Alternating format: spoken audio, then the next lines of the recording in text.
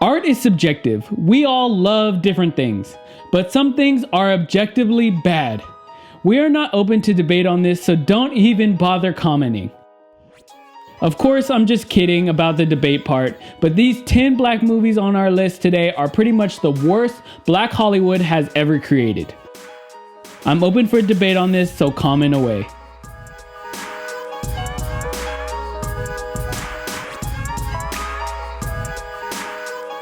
Hi, my name is Jared and welcome to Black Excellence, where we share interesting things in Black culture and society in every episode.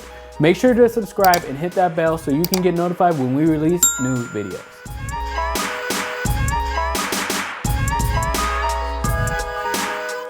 To come up with this list, we read a lot of debate online about the worst black movies of all time. There are a few lists made by publications like Black America Web, and we have considered those lists as well. This is not a ranking, as most of the movies are equally bad, and we have only selected mainstream movies as there are too many horrible low-budget movies to mention. As always, add your own favorite worst movies to the comments. So let's start with number 1, Soul Plane. What awful thing does this wreck of a movie not have? Horribly played stereotypes, bad acting, cringy lines, it has it all. Too bad it also has some of our favorite people like Kevin Hart, Monique, and of course, Uncle Snoop. Soul Plane tells the story of a unique airline founded by Nash, played by Kevin Hart, who goes to start up his own airline catering to black consumers after winning a multi-million-dollar lawsuit against another airline. Although the box office numbers for Soul Plane were dismal, Kevin Hart pointed at one great thing that came out of the movie. His comedy club numbers started going up after the movie was released. Number 2, Why Did I Get Married 2? Okay, we will give Tyler Perry a pass on Why Did I Get Married, but did we really need a super melodramatic sequel? This 2010 drama sees the same couples returning from the first movie, this time on a couple's trip to the Bahamas. But did we really need another movie about these troubled marriages, communication issues, cheating, trust? We've been there, seen that in the first movie.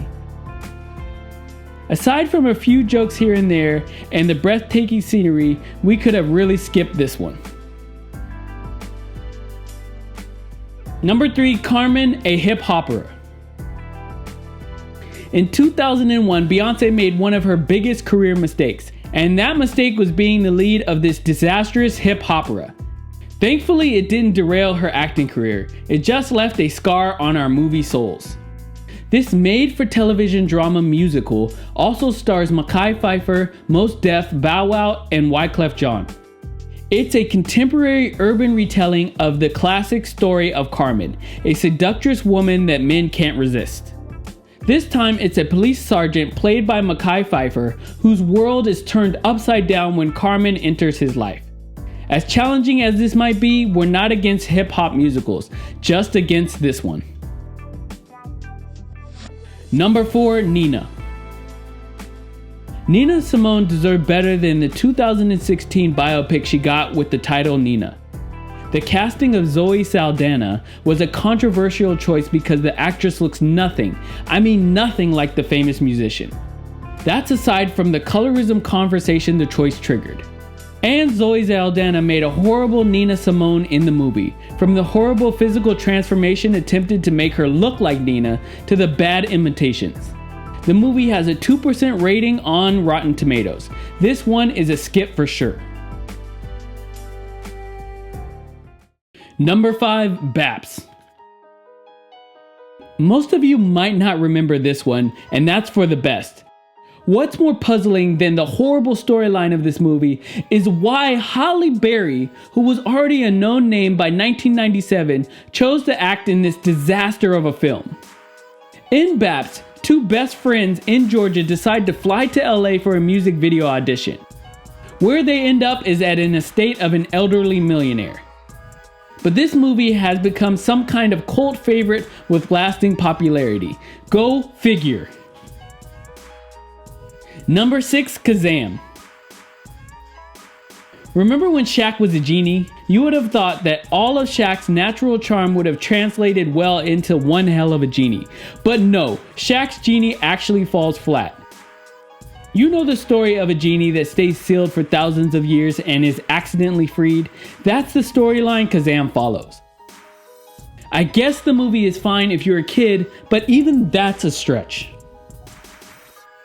Number 7, The Adventures of Pluto Nash.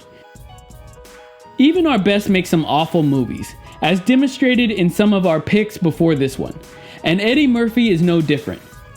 Murphy plays a nightclub owner who finds himself in conflict with a local mob when he refuses to sell his nightclub.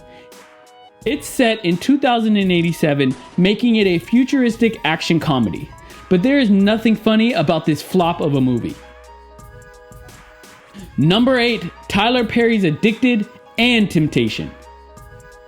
Our beloved Tyler Perry is a repeat offender when it comes to worst movies. And these two movies of his are so bad that we had to put both of them on our list, taking up the same spot.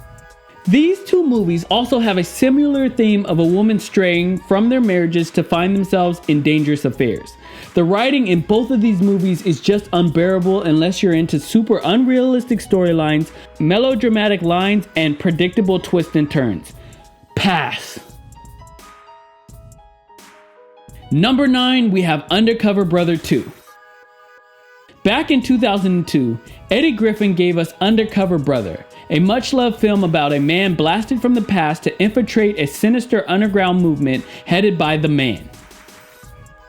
In 2019 came the sequel that nobody asked for, and that's Undercover Brother 2. It's not funny, it's not interesting, it's not the Undercover Brother we are used to. What was Universal Pictures thinking? And coming in at number 10, we have She Hate Me. Okay, there might be other movies much worse than this Spike Lee joint, but sometimes we have to hold our best to a much higher standard. And this 2004 movie from Spike Lee is probably the worst he has ever offered us so far. When John Henry, played by Anthony Mackie, is fired from his corporate job, he takes on a new venture, impregnating his ex-fiancée and other lesbians she brings along for money. It's half commentary on corporate greed and whistleblowing and half bland melodrama. After watching it, you will be left asking, what was that all about? We hate it. Now it's your turn. Tell us about some of your worst black movies of all time. Nobody better include Pootie Tang. That movie's a classic. That's it for this episode. We'll be back with another episode in Black Culture and Society.